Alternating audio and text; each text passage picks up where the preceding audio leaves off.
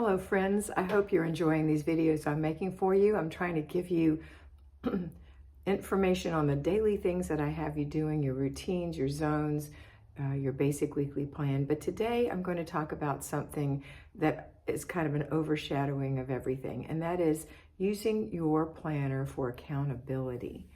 So people have planners and they don't know how to use them, or they just write everything in there, or they decorate them, and they're not really using them as a tool. The reason you have a planner is to remind you what to do next. What to do next, not later, next. So you put it in order in your planner, what you're going to do. There are certain things that you don't need to put in your planner, like exactly what's in the morning routine, what's in the afternoon routine, or evening routine, what's in the after dinner routine, what's in the before bed routine. Those things you need to write out in the front of your planner one time only, so that you can just put MR for morning routine, and you can flip over and say, what's in my morning routine, until you know it. So using your planner for accountability is what it means to use it as a tool. That means that you open up your planner for the day and you say, oh, good, this is what I'm doing today. Even before you get out of bed, open your planner. Or after you've gotten out of bed, made your bed, put on your clothes, made your face up, done your whole morning routine, washed the sink out, swished the toilet bowl, put your pajamas up, emptied the dishwasher, and made a little coffee. Maybe that's when you want to look at your planner. But whenever you do, look at your planner and go over your morning routine. Did I miss anything? Oh, I didn't swish all the toilets in the house. Yes, all the toilets in the house. It takes a second or two to do each one. It doesn't take a long time. The same for your sinks. Look in your planner, your accountability journal, basically, to see if you've done that. If you haven't, get up and go do it. Don't just sit there drinking your coffee saying, I'll do that later today, or I'll do that tomorrow. You won't get it done that way. Get up and get it done. Always do your work first, play later, okay? So now we're going to go into what's next. So after your routines in the morning, which include your morning routine, your laundry routine, your paper routine, the children's morning routine, after those routines, then we're gonna go straight into your zone. And this is where you're holding yourself accountable, because you're going to say, when you set up your planner for the week, which I like you to do as an at-home homemaker on Wednesday and as a payroll homemaker on Sunday afternoons, plan out your whole week for the next week from Sunday to Saturday. So when you open up your planner, it's all planned out and you have your zones in there. If you're an at-home homemaker, Monday, Wednesday, Thursday, and Friday, not Tuesday, are days that you work in your zone on our conventional plan. Now you might be a little unconventional in your routine due to the fact that you maybe work part-time, or you work full-time but you work weird hours. So you might have to edit it so that you still get everything done during the week on the days that you're off, giving yourself also one full day of rest. Very important. Okay, and renewing your spirit. So we're going to look at, what are we doing for our zone? So if the zone is the living room, for example, zone 5, I will have told you already on Monday what your zone is for the week. So whether you're payroll or not, that's what the zone is, okay? So zone 5, you already know, is the living room. If you can't remember what the zone is, write that on your same page with your routines, that one page. I put mine right before January, it's all there. So if you say zone 5, what is that? You can look and say zone 5, the main living area. Awesome. So when you have walked through that room during the week before you planned, or on your planning day, you might want to look in there and say, what do I need to do in this room? Let's say you have 4 things that need to be decluttered. Maybe you have more, but you picked 4 areas that are going to take you about 15 minutes each to declutter, and then you're going to complete the process for another couple of minutes. Okay, so you're going to pick 4 things. I want to work in that corner. That corner is going to take me 30 minutes, so that's 2 days. So Monday and Wednesday, work in the corner. Then on Thursday, I'm planning to work on that shelf, that one shelf right there, that one little spot, okay? And then on Friday, I'm gonna work on the one right under it, okay? So then you put that in your planner and you hold yourself accountable to get your work done. Just like when you put your paper routine in there, you know you have to do 1 inch every day. If you don't do 1 inch every day, you won't go through your 6 inches in a week, and you won't get rid of your paper. If you're listening to these videos because you're in trouble, you feel like you're not where you want to be in your home, or you're overwhelmed, or you can't get it together, this is how you do it. You have to do your work first and play later. So get up in the morning and get your morning routine done.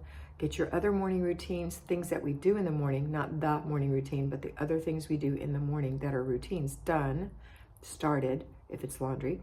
And then after your children have had their breakfast, either you have taken them to school and you've had to stop in the middle and then come back and finish, or your children have to be plugged in to the distance learning and you need to oversee them a little bit, or you are homeschooling.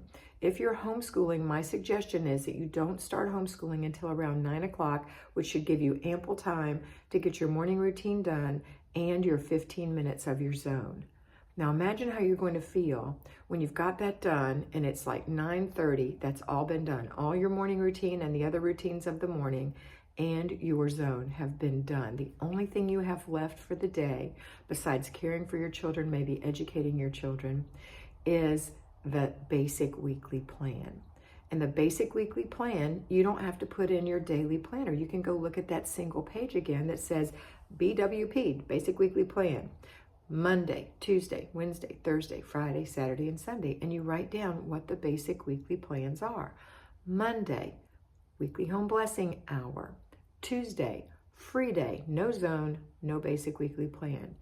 Wednesday, but still routines. Wednesday, planning and desk day, planning out the whole next week. Thursday, errand day, groceries, going to get things, taking things to places that you need to take them, getting your car washed, getting the oil changed. All that would be on errand day. Friday, car and purse day, where you clean everything up, make it look nice, and date night. Saturday is family fun day, and Sunday is renew your spirit. So you'll write that down. So when you get to Wednesday, you open it up and say, what's Wednesday? You go back and you look on your page. Oh yeah, planning and desk day. This is my quiet day. And then you do your planning and desk day, which could take you 2 hours, could take you 3 hours, depending on how often you've been doing it in the past. If you don't have a budget, lots of things are going to affect how you'll do. But once you do it every single week, guess what? It'll take less and less and less time.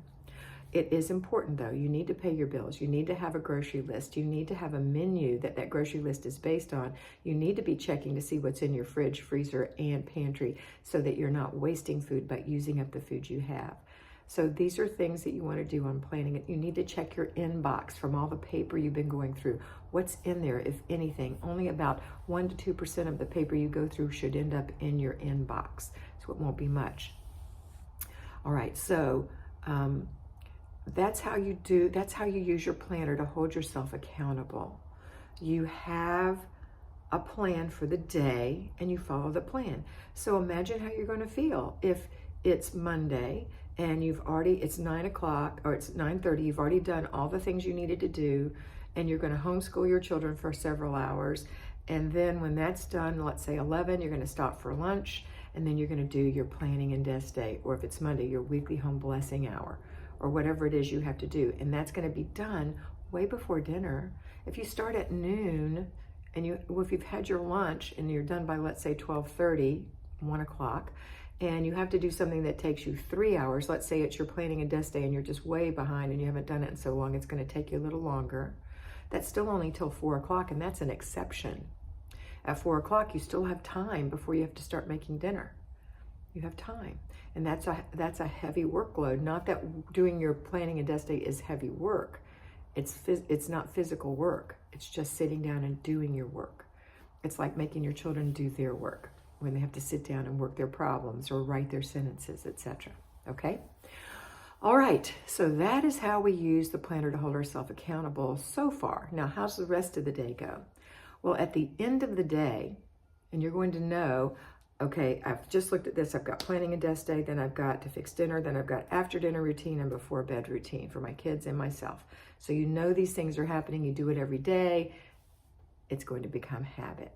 Then at the end of the day, when you're ready for bed, you look at your planner one more time and you say, how did I do? Wow, I did really great in the morning. I fell off in the afternoon. I only did half of what I planned on doing. You know what you're going to do at this point? Give yourself grace. Be aware, but give yourself grace. That is undeserved merit.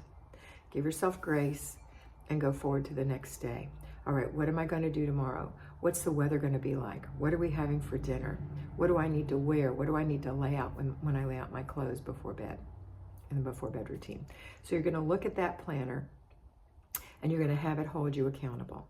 Because I can't be here for you every day to hold you accountable. If you're not mentoring with me and you're not mentoring every single day, some of my mentees, then you need to hold yourself accountable. And this is the tool you use, the planner, okay? All right, good job. I know you guys can do this. Your planner does not have to be an expensive planner. I personally do love my Erin Condren planner. I've used it for many years. I really find it works best for me. However, you can use a happy planner, or there's just millions of different planners, not millions, but hundreds of different planners out there that you can use. They just have to have enough room that you can put these things in. They need to have a month at a glance, and you need to have a weekly plan, a place to put your weekly plan, your daily items that add up for a week, like a 2-page spread. That's my suggestion. You can even make your own, however, you don't have time to do that. I don't suggest that you do a bullet journal. I don't suggest that you make up a planner in a spiral notebook. I think it takes too long, and I think you'll get distracted, and I think a person like me wouldn't do well with that because I am sidetracked, and that's what I would get involved in, all the decorating and drawing the lines and looking to make sure the dates are right, and then I would mess up the dates, and then I'd have to erase the dates, and it would just be a mess. If you can just buy an inexpensive planner, that's what I suggest for you, okay? I'm not saying that any of it isn't acceptable if you're already bullet journaling and you're good at it, and you don't take a lot of time making your bullet journal decorative. That's what I did. Or coming up with new ways or different things to do, then it's fine. But if you've never bullet journaled, now's not the time to start, okay? All right, that's it for today. I hope this is helpful for you. I'm so excited for you to learn to hold yourself accountable.